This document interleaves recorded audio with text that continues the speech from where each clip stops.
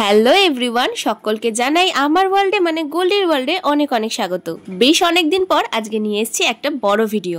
আজকে হচ্ছে আমাদের অফিসের কনফারেন্স ডে, প্রচুর খাওয়া দাওয়া হবে আর গিফট পাওয়াও হবে, তো পুরো ভিডিওটা অবশ্যই দেখো, না হলে কিন্তু মিস করে যাবে। আজকের দিনের আমাদের ড্রেস কোড ছিল লাল পাড় সাদা শাড়ি, তবে এত গরম সেই জন্য শাড়িটা আজকে অ্যাভয়েড করে লাল সাদার কম্বিনেশনে এই কুর্তিটা পরেছি। তাই সকাল সকাল রেডি হয়ে পৌঁছে গেলাম টুরিস্ট লজে, যেখানে আমাদের ব্রেকফাস্টের ব্যবস্থা করা হয়েছে। ওপরে পৌঁছে দেখলাম বেশ অনেকেই চলে এসছে, আমরাই মনে হচ্ছে একটু দেরি করে ফেলেছি। যাই হোক, চলো এবার ব্রেকফাস্ট করতে বসা যাক। প্রথমেই ছিল ডিম সেদ্ধ আর কলা। আমি জানি না এই দুটো দেখলে কেন আমার ছোটবেলার পিকনিকের কথা মনে পড়ে যায়। তারপরে ছিল মটরশুঁটির কচুরি, কাশ্মীরি আলুর দম আর রসগোল্লা। সকাল সকাল রসগোল্লাটা আমি স্কিপ করে দিয়েছিলাম। তারপরে আমরা এখানে কিছু অ্যাটেন্ডেন্সের কাজ করছিলাম। কাজ সারার পরে এবার চলো কনফারেন্স হলে ঢোকা যাক।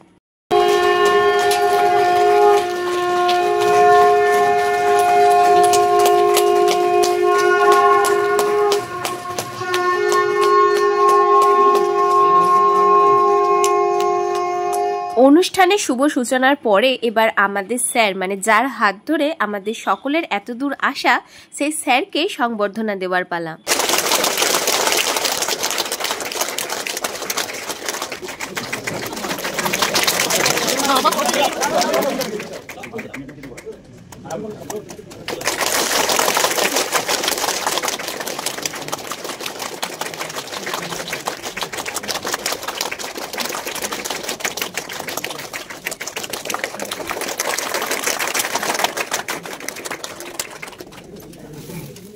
সংবর্ধনা পর্ব শেষ হওয়ার পর মাঝে একটু টি ব্রেক পেয়েছিলাম। কফি টফি খাওয়া ভুলে দেখো আমরা কি করছি এখানে। ব্রেকের পর এবার আমাদের প্রাইজ পাওয়ার পালা।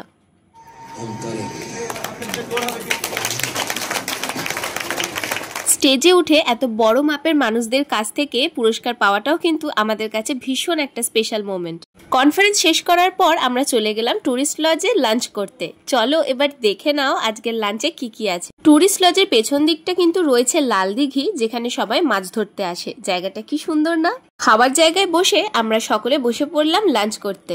আর সত্যি কথা বলতে আমার না বেশ একটা বিয়ে বাড়ি ফিল আসছিল। বসার সাথে সাথে আমাদের সবার সামনে খাওয়ার প্লেট চলে আসে। আমাদের সামনের টেবিলে বসেছিল তন্ময়দা, সুজয়দারা, যারা ভিডিও করছি দেখে হাই বলছিল। কিছুক্ষণ পরে আমাদের কাছে চলে আসলো এলিট ক্যাটারারের তরফ থেকে মেনু কার্ড। তবে মেনু কার্ডটা আমি মুখে বলবো না, তোমরা একটু কষ্ট করে পড়ে নাও। তবে দেখেই বুঝতে পারছো আজকে কিন্তু দারুণ খাওয়া দাওয়া হতে চলেছে। প্রথমেই চলে এসছে প্রন ওরলি। বেসিক্যালি একটা বড় চিংড়ি মাছকে ফিশ ব্যাটার ফ্রাইয়ের মধ্যে কোট করে ভাজা হয়েছে। এটা খেতে কিন্তু ভীষণ ভালো লাগছিল।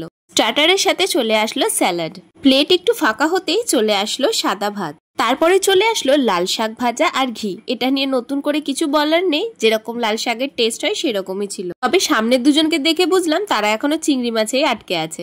লাল শাক দিয়ে খাওয়া শেষ করার পর চলে আসলো ভেজ ডাল আর বেগুন ভাজা। আমি বেগুন ভাজাটা নিইনি, তবে শুক্লা আন্টির পাত থেকে বেগুন ভাজার ভিডিওটা করেছিলাম।